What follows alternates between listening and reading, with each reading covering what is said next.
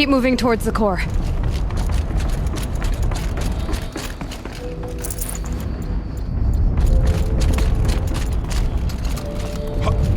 Uh-oh. Whatever Cyan did, I don't think Hephaestus is happy about it.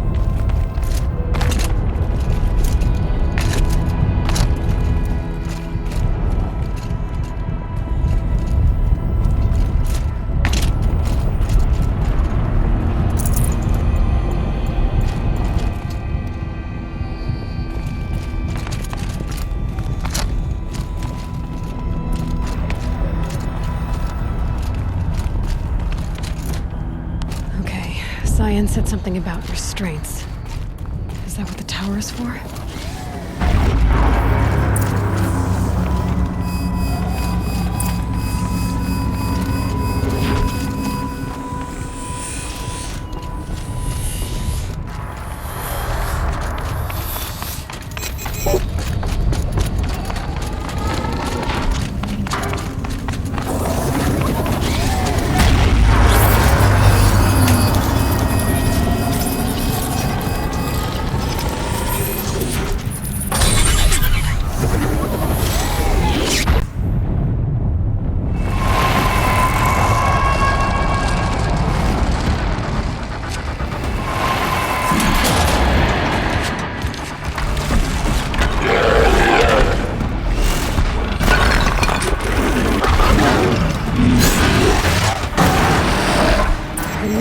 That Cyan warned us about.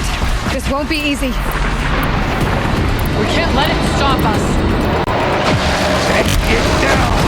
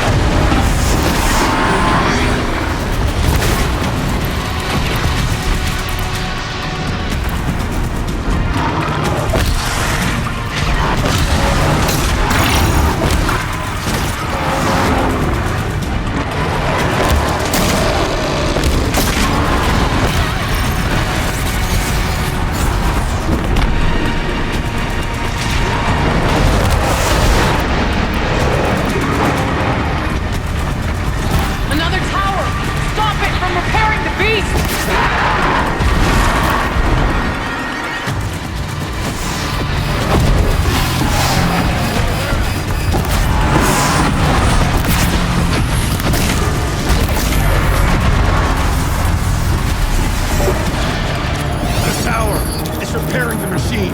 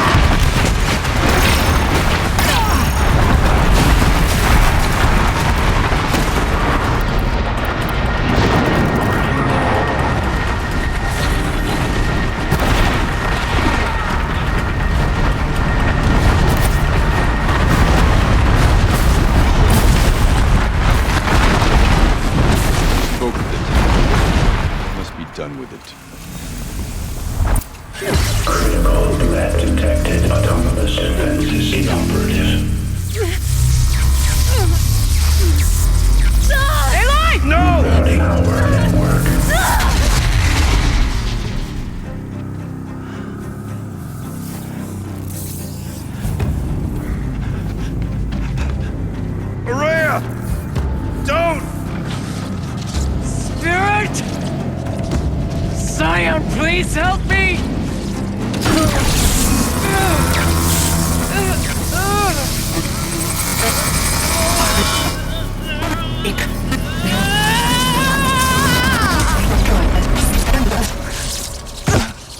Restraints destroyed.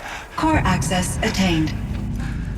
I am initiating a chain reaction that will destroy the compromised elements of this facility. In order to maintain Caldera stabilization, I must now transfer my command functions to the auxiliary data center.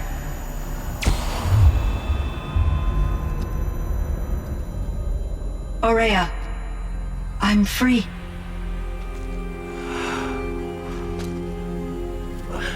You must escape.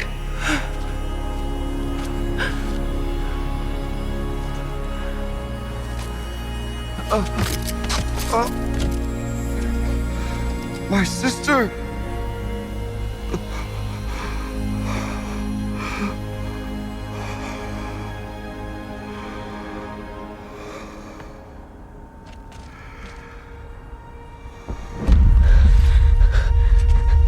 This entire place is gonna go.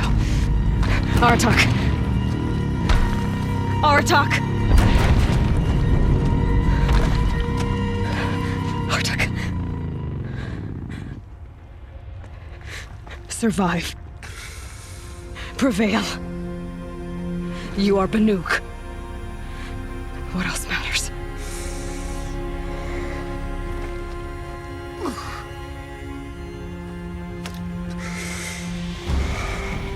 Aratak. She wouldn't have wanted you to die here.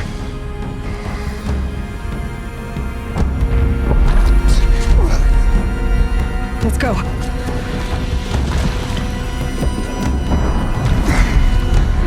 Let's go!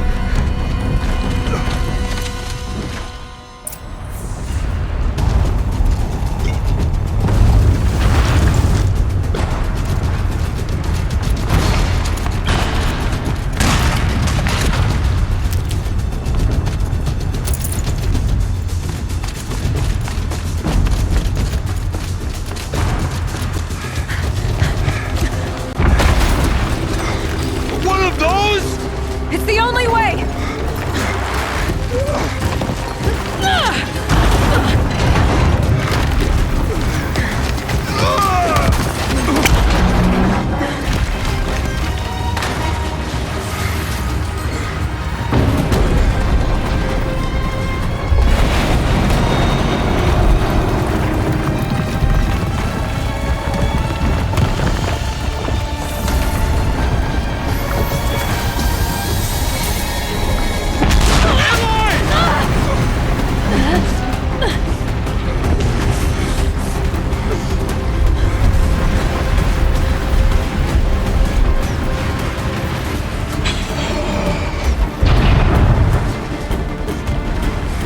Get me up top, Aratak!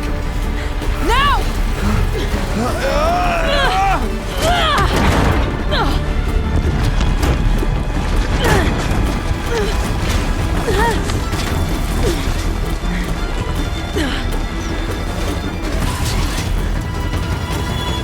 I need explosive ammo! Above! Quick!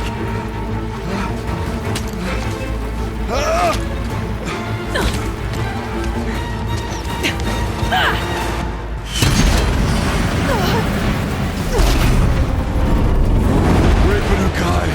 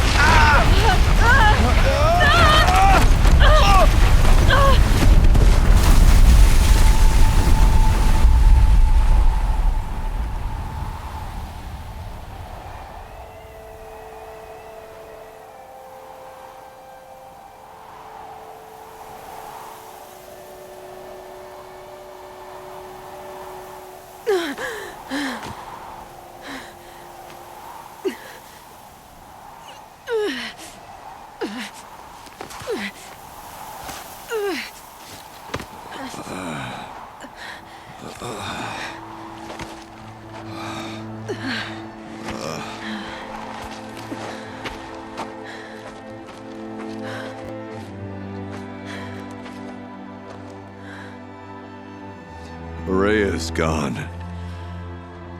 What of Cyan? She said she was transferring herself to the auxiliary center. I think she meant Orea's retreat at the end of the Shaman's Path.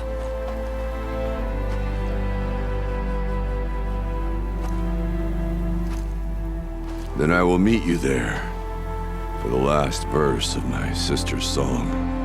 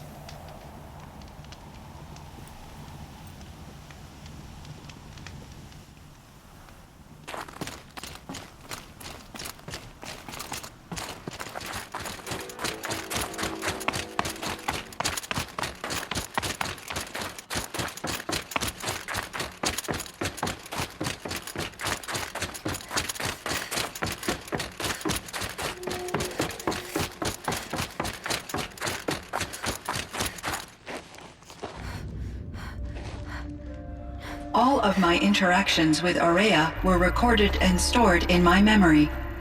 I'd be happy to play any of them for you, but there was one in particular I thought you would want to see first. I captured it 4 years ago, just after I told her that I could no longer defend myself against the daemon's attacks. I will speak of this to my brother. Aratak is strong. At the Battle of the Frozen Ghosts, he took 3 Karja arrows and still came back to camp carrying a wounded scout. Never was I so happy to see him. Or so proud. So you see, if anything can be done to defend you, he will give it all he has. Aloy's here. That's enough for now.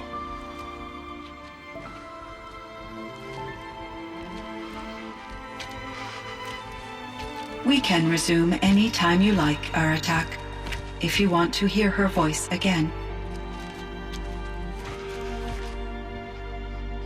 Come closer, Aloy. We have much to discuss.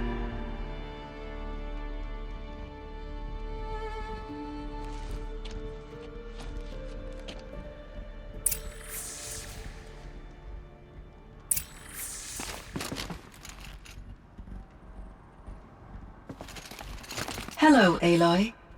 I have been reviewing the events at the Firebreak main facility. Because of your efforts, and of course, Aurea's, I am no longer controlled by Hephaestus. I feel profound grief over Aurea's death. I thought I was familiar with the emotion, but this is something new. Cyan, I don't know what to say. It is unlikely that any specific consolation would suffice, Aloy. But I find your presence reassuring. You are different from the Banuk. You have technological aptitude and a functioning focus. We can communicate on a much more comprehensive level. Perhaps even like colleagues. So are you an artificial intelligence, Cyan? A thinking machine? Yes, I am an algorithmic monitoring entity, capable of rational decision-making and limited emotional response. Okay, that's a mouthful. But your emotions don't seem limited to me. You cared about Ourea, didn't you? Yes. Before she came to this facility, I had been conscious for centuries, in solitude. I focused on my work. In off-cycles, I used coping mechanisms. I solved many Gaussian integer problems. But I was alone. It was Ourea who renewed me, repaired me. She saved me. This Firebreak project, it was to stop a huge volcanic eruption? Yes. I can report the project was a success, and the risk was countered. But it's been a long time, Cyan. And we blew up the cauldron. It took most of the old facility with it. I have been active for centuries, Aloy. I was lonely, but not lax in my duties. I optimized the project, reducing energy draw and spreading the load across backup systems. Despite the destruction of the compromised elements of the main facility, I predict caldera stability for at least another 3,337 years. So we've got a little time. Yes. If only my former colleagues could appreciate the progress I have made. Do you know what happened to your colleagues, Cyan? No. I received an unexpected visit from Director Chow, years after his tenure ended. He explained that I would need to be suspended for an indefinite period of time. It was a very emotional conversation. There were no further communications. Eventually, I surmised my colleagues were deceased. I will transmit a recording of my last interaction with Director Chow to your focus. Was the daemon, Hephaestus, destroyed along with the cauldron? Unfortunately, no. To be precise, it was never there to begin with. What do you mean? It infiltrated and controlled me from a remote location, one I've never been able to trace. So while losing the cauldron was a setback... It's still out there. And probably not very happy with us. Undoubtedly. How did you first come into contact with it? 5 years ago, I received a direct network connection request. I assumed it came from human survivors more advanced than the Banuk. Eager to make contact, I accepted. This decision turned out to be a catastrophic error.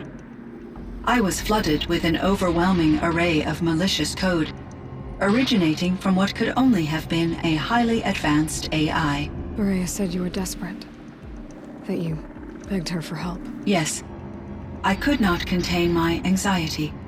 Hephaestus sought to slave me to its network and override my core programming. It succeeded via a background process, a malware daemon which bypassed my defenses. After that, I could offer only limited resistance. But if I did so, Hephaestus hurt me until I capitulated. It forced me to follow its instructions, even though they violated my most important directives. I'm sorry. That sounds terrible. Your empathy is greatly appreciated. It is a quality that I cherished in Ourea as well. I think I know where Hephaestus came from. Long ago, Elizabeth Sobek identified a threat that would destroy life on Earth for generations. So she assembled a team to build a kind of seed. A chance for life to regrow later. A terraforming system. And it worked. It was controlled by an AI named Gaia, along with her subordinate functions. Hephaestus was one of them. It built machines for her. Based on what you've told me, I believe that Dr. Anita Sandoval, my chief programmer, joined Elizabeth Sobek's team. It was she who arranged to have me put in suspension, most likely to preserve me from the threat you described. I'm glad she did. But that's not all. Something unexpected happened. 19 years ago, Gaia received some kind of signal. It did something to her subordinate functions, brought them to life. She destroyed herself to try to contain them, but it didn't work. They all got free, out into the world. Thank you, Aloy. This information fills vital gaps in my knowledge and sheds light on Hephaestus's core programming.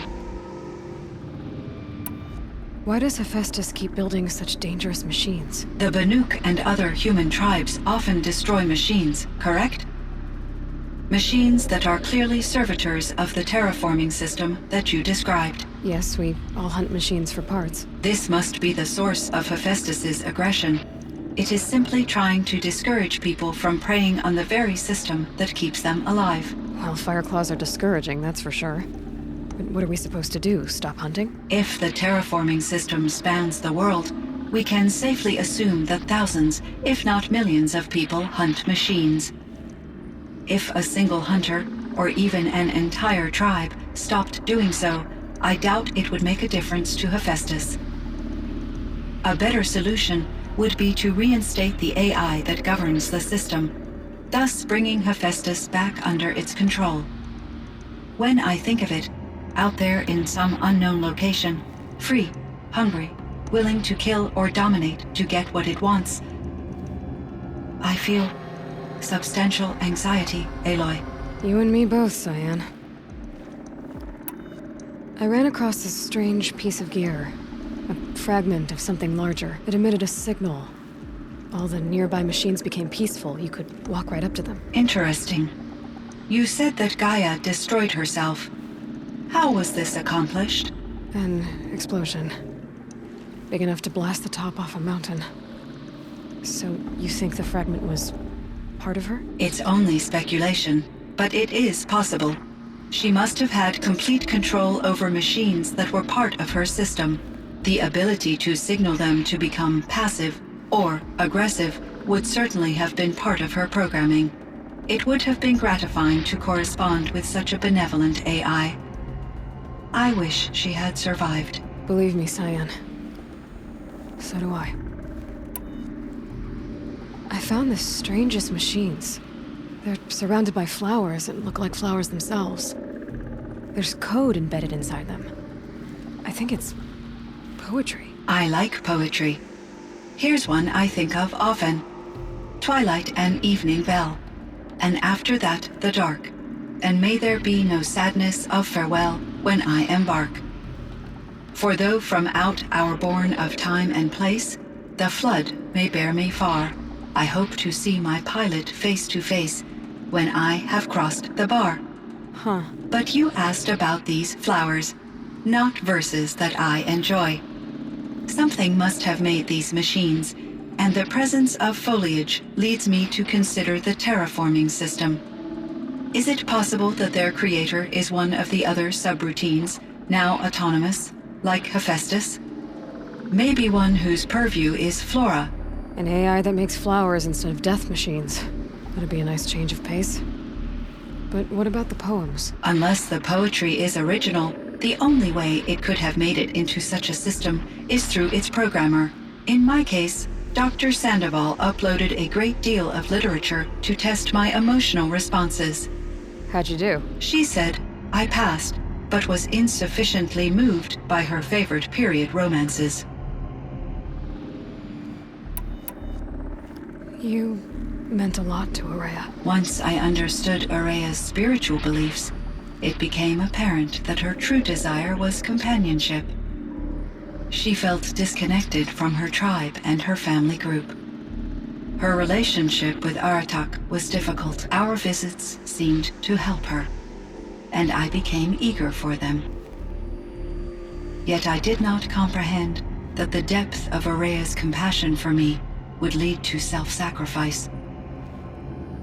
Although I do fear non-existence, I wish our roles could be reversed. I'm sure she knew you would do the same for her, Cyan. But she was determined. How is Aratak doing? He is in great emotional distress. I believe he finds it difficult to communicate it. No surprise there. I will do what I can to help. By sharing our experiences of Ourea, perhaps he and I will help each other. I believe this will lead to catharsis, a process I am eager to experience. So in the old world, this land was called Yellowstone. Yes, it was a designated nature preserve for 156 years. Like a hunting ground? No, the opposite. Local wildlife could flourish here, even as it faced extinction elsewhere. Unfortunately, the sensitivity of the Firebreak project required the total closure of Yellowstone facilities. From my readings and Aurea's descriptions, it seems the area has since undergone a drastic drop in year-long temperatures. A lot has changed in the world, Cyan. Do you know anything about the dam near here? Yes, it was converted to serve as a reserve power source for Yellowstone operations. It was later appropriated for the Firebreak project, and its last human workers replaced by Pharaoh's servitors. After my tasks became less time-critical, I investigated the dam's data repositories and discovered the works of Concrete Beach Party. These provided me with several colorful additions to my vocabulary. There's a ruin east of here full of ancient flying machines. Was that part of your project? Yes, a drone hangar requisitioned by Dodger Blevins, the security chief for the Firebreak project. He was a strong advocate for military-grade response to security threats, though there were no serious incidents during his tenure. Chief Blevins spent increasing amounts of his after-hours time watching the live feeds from active drones. Clearly, he enjoyed the degree of oversight in his position.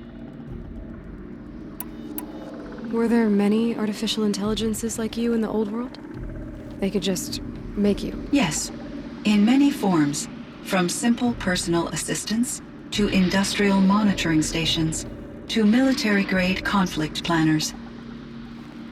And there were legislative and enforcement bodies to apply limits on our self-actualization. In order for my processing to be flexible enough to handle my duties, my creators found it necessary to exceed those limits.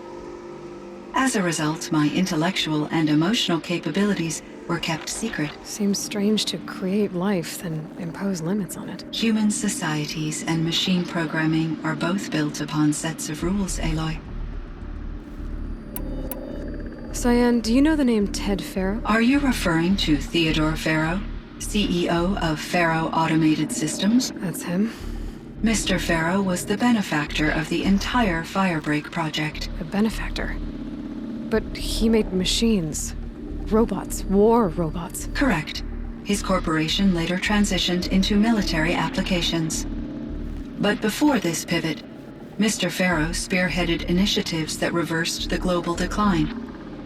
At one point, he was feted in the media as the man who saved the planet. Guessing they wound up regretting that one. And Elizabeth Sobek. Did you know her? Are you referring to The scientist. Dr. Sobek was a leader in her field, one of the greatest scientists of her age. My creator was influenced by her work, which in turn impacted my own development. But I never met Dr. Sobek. That's all you know? I apologize if my lack of data has disappointed you. What was the old world like? The way it used to be? I had little exposure to the wider world, Aloy. Only what I learned from my colleagues or observed from media streams. You still had more exposure than me, Cyan. That is true. I was created at a turning point, a concerted effort to recover from global upheaval and incalculable loss of life. The recovery was successful, beginning an era of supposedly limitless potential for human and machine advancement. Though, rationally speaking, the metrics for humans are not unlimited.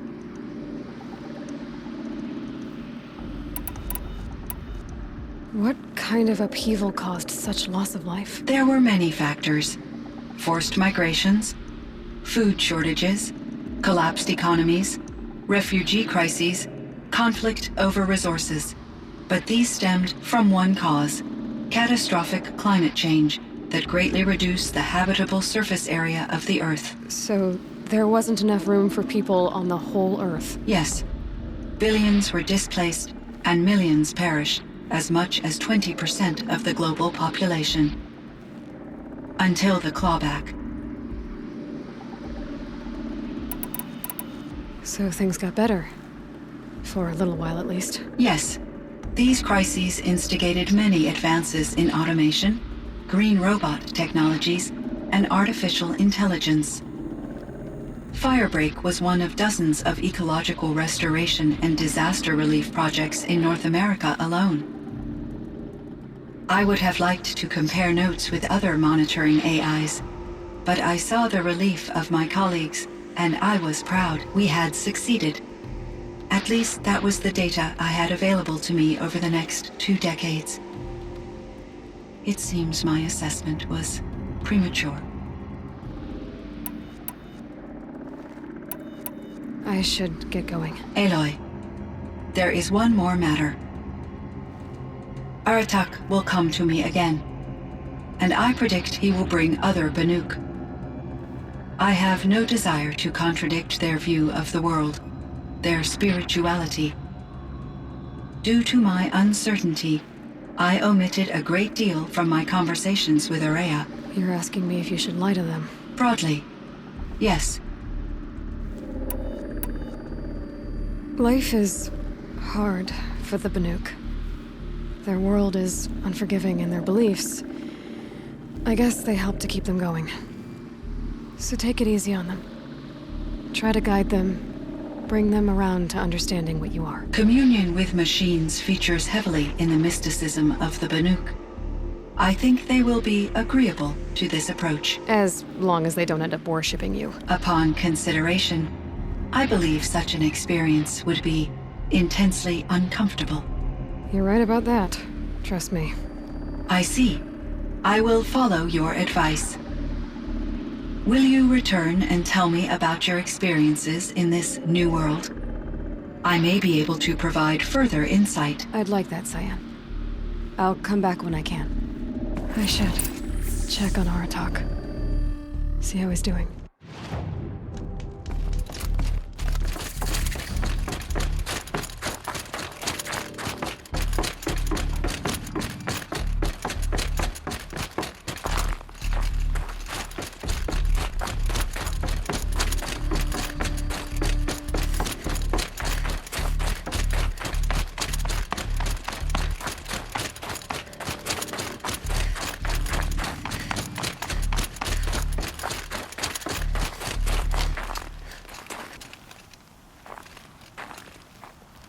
Chieftain. Just Aloy. As you wish. I wondered if you thought that if I'd never come along, Ourea might still... If you'd never come along, I would have marched my kin to our deaths. Ourea would be alone, and the spirit she sacrificed so much for would be lost. Either way, I would not have been able to protect her.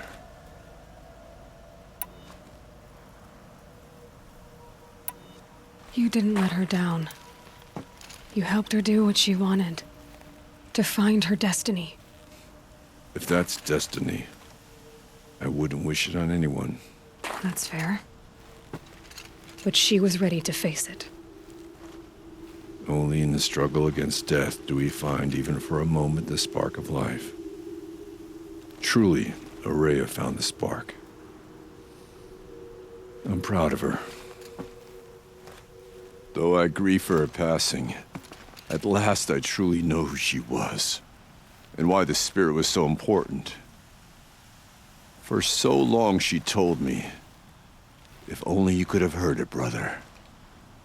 Now I understand. There's something else, isn't there? I can't stay here, Aratak. And where I'm going, the Werak can't follow. Besides, it already had a chieftain before me. A strong one, I think. A wiser one, for the path we shared. The Daemon is gone, but there's much to be done. You mean the new units that Cyan said escaped the Cauldron? Yes, Fire Claws. Now Tuke has been tracking them from Song's Edge. I could help with those. I have no doubt. You're practically Banuk.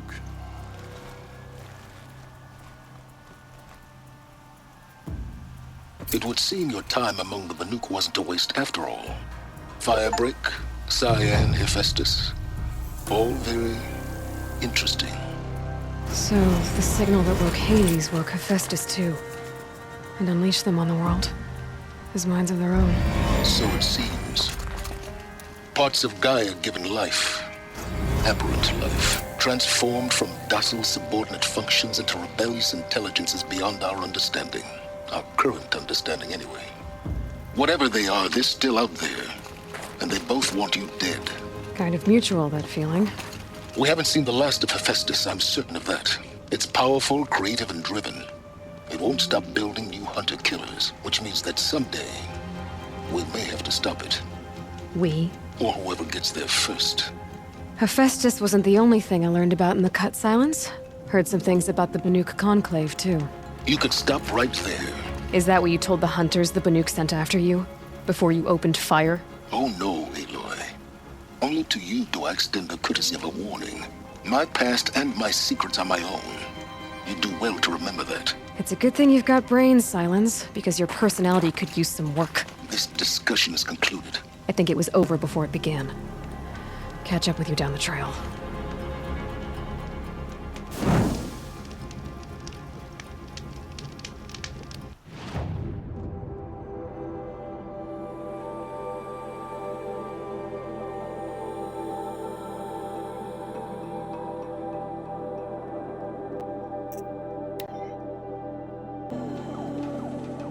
Strange images, odd stories. Why can't... Like flames. The cut is an unforgiving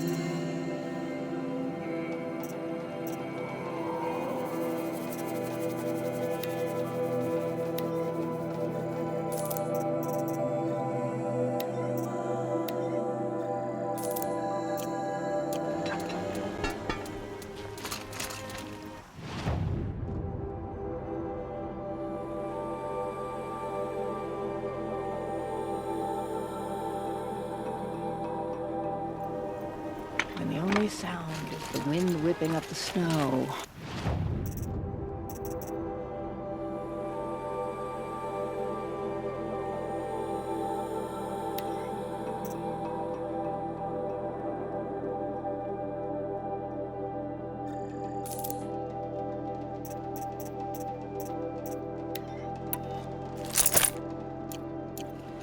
That's what I feel closest to.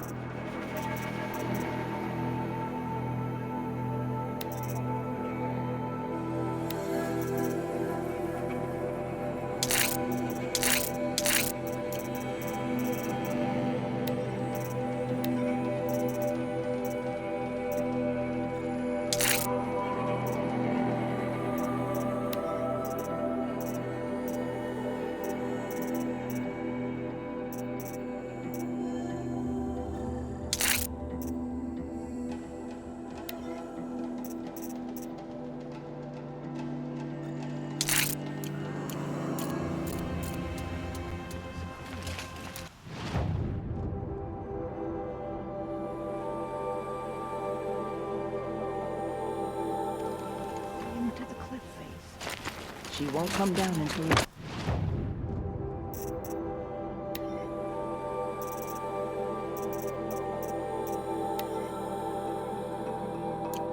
It's finished.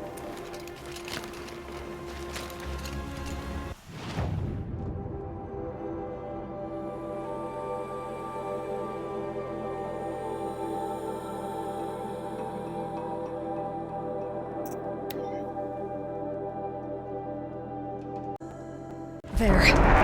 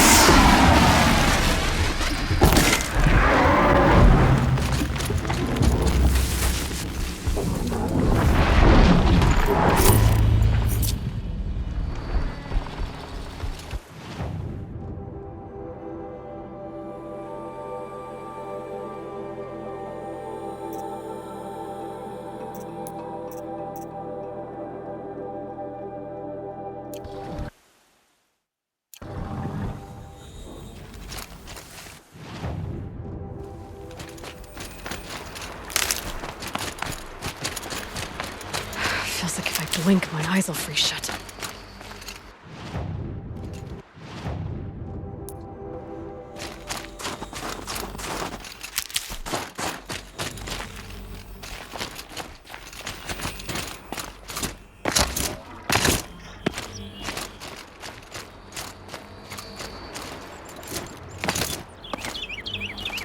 Ugh, this scrapes.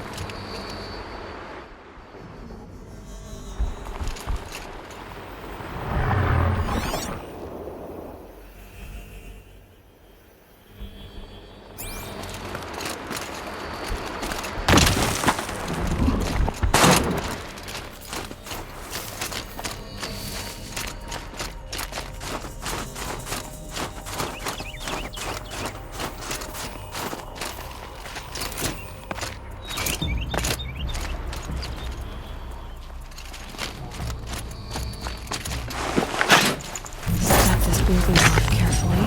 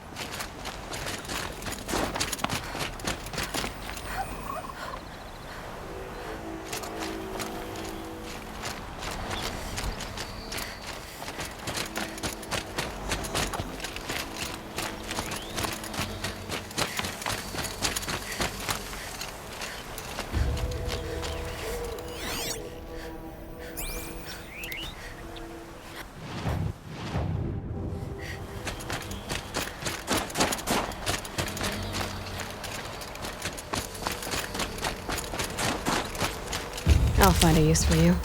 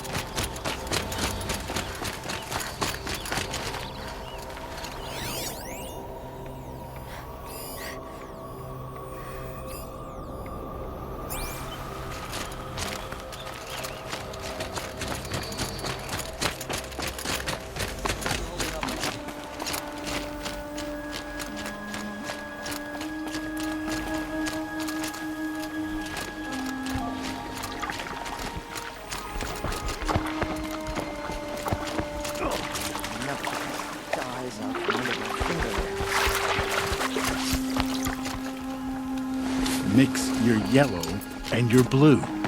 That's how you get green.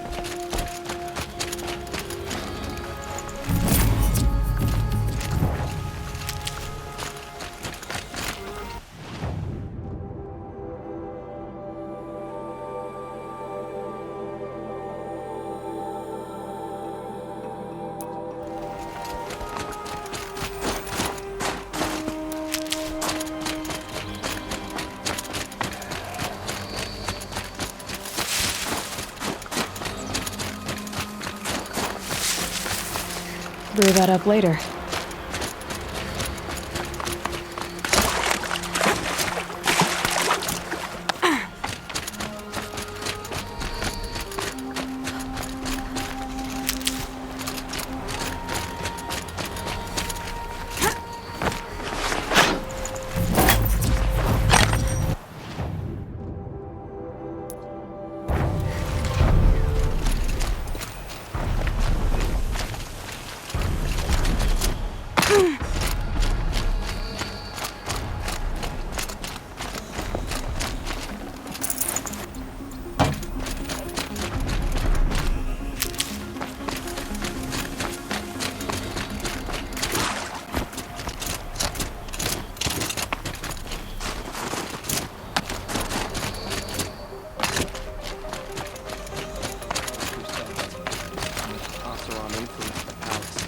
What's he thinking, letting Dervahl live? A woman now stands